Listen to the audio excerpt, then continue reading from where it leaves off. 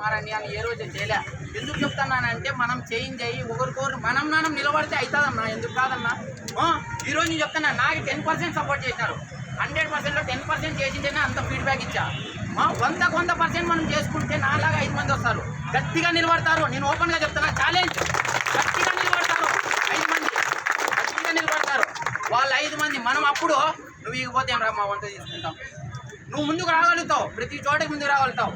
ఏమైపోతుందంటే ఇంతకుముందు బ్రిటిష్ వాళ్ళు ఇక్కడికి వచ్చినారు, ఇండియాలో వచ్చినప్పుడు సేమ్ అన్న బతుకున్నది అమ్ముతాం ఇదని చేసినారు రవాణా. సేమ్ ఇదే జరుగుతుందన్నా. మీరు బాగా ఆలోచిస్తే బ్రిటిష్ పాలన ఓపెన్గా చెప్తున్నా, ఇది మనం ఎందుకంటే రాంగ్ రూట్లో పోతున్నాం. బ్రిటిష్ పాలన జరుగుతుంది అంటే ఏమంటే అప్పుడు దేశాల నుండి దేశాలు వచ్చి బతుకుతున్నారు. ఇప్పుడు ఏం లేదు, మన దేశంలో నుండి రాష్ట్రాలు అంతే, తేడా ఏం లేదు. ఇదే జరుగుతుంది, బాగా గుర్తించండి. నేనేమో నా బిజినెస్ కోసం చెప్పడం లేదు, నేను ఎస్ఐ ప్రిపేర్ అవుతా అంటే వదిలేసుకొని బిజినెస్కి వచ్చి చూస్తా అంటే జరిగేది చూస్తున్నా అనంటప్పుడు డెవలప్ అవ్వాలా. మెయిన్ ఏమంటే మనం బతుకుతున్న చోటు డెవలప్ అవ్వాలంటే మనమే, బిజినెస్సే కారణం. బిజినెస్ లేదంటే అన్నట్టు డెవలప్ కాదు. ఎవరో జాబ్ చేస్తా అంటే డెవలప్ కాదు. నేను ఓపెన్ చెప్తున్నా, ఒక బిజినెస్ మ్యాన్ ఏమైనా చేయగలడు, ఎంతకైనా రెడీ. ఓ మాల్ పడిందంటే పని అన్నట్టు డెవలప్. ఏదైనా కానీ ఒక చేసేది ఎవడంటే బిజినెస్ మ్యాన్ మించినోడు లేడు. నేను ఓపెన్గా చెప్తున్నా, బిజినెస్ మ్యాన్ మించినోడు లేడు. బిజినెస్ చేయాలా. నేనేం చెప్తున్నా, వాళ్ళు న్యాయబద్ధంగా చేసింటే మనం వీటికి వచ్చేవాళ్ళు కాదు. న్యాయబద్ధంగా చేయడం లేదు.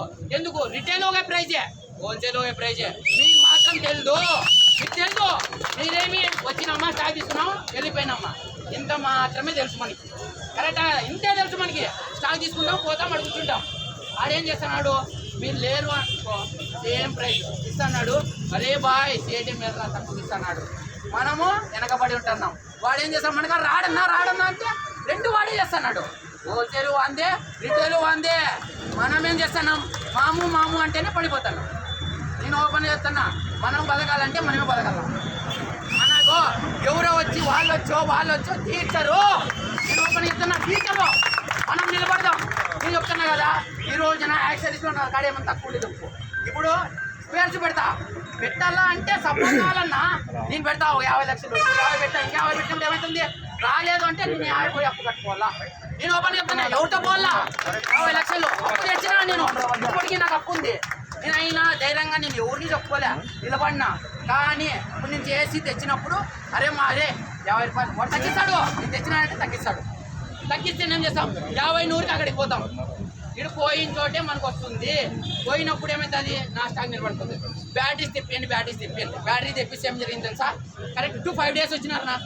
స్పేర్స్ అంటే యాక్సరీస్ అంటే నాకు తెలుసు, నేను వేసిన ప్లాన్లో జరుగుతుంది. ఓకే, స్పేర్స్కి వెళ్ళడం రిస్కే, ఎందుకంటే అది రెగ్యులర్ ఒక్కొక్క పీస్ తోటి డిమాండ్ అయింది. అది అర్థమవుతుంది. హోల్సేల్ అనుకో, 1 లాగా 1 చేసినానంటే ఆ 1 లాగా పంపిస్తాం, రేట్ తగ్గించి. కానీ స్పేర్ చెప్తాను, ఒక్కోటి అమ్ముకోవాలా, అది రెగ్యులర్ కంటిన్యూ కావాలా. ఎందుకు పెట్టడం లేదంటే అది పెట్టిన నాకు కాదా, తెప్పిలేను ఆర్టిస్ట్ ఇప్పుడు వచ్చి దిగుతుంది, లేదని లేదు. కానీ ఎందుకు తీసుకోలేదంటే ఒక్కొక్క పీసు, అర్థమవుతుంది, ఒక్కొక్క పీసే పోయేది. 10 కాంబోలు కూడా ఎత్తుకుపోతాడా పోడు, ఒకటేసారి 10 బ్యాటరీలు తీసుకుపోతాడా పోడు. అట్లా సేల్ కాదు కాబట్టి లేట్ చేస్తున్నాం. లేదంటే పెద్ద బ్రహ్మ అయితేనేం కాదు. మీకు తెలియకోకుండా నన్ను ఆపడానికి చాలా ప్రయత్నాలు జరిగినాయి. నేను శివన్నకు కూడా చెప్పిన, అన్న ఇట్లా చేస్తున్నారన్నా, ముంబై ఫోన్ చేయడాలు, బెంగళూరు, హైదరాబాద్ అన్ని ఫోన్ చేసి నువ్వేరా అని వార్నింగ్లు వచ్చినాయి తెలుసా, వార్నింగ్లు కూడా వచ్చాయి నాకు. అయినా నేను ఆపలే, నాకు తెలుసు నేను ఎంత ముందు నాకు ఇవన్నీ చేసిన. వాళ్ళు లాస్ట్కి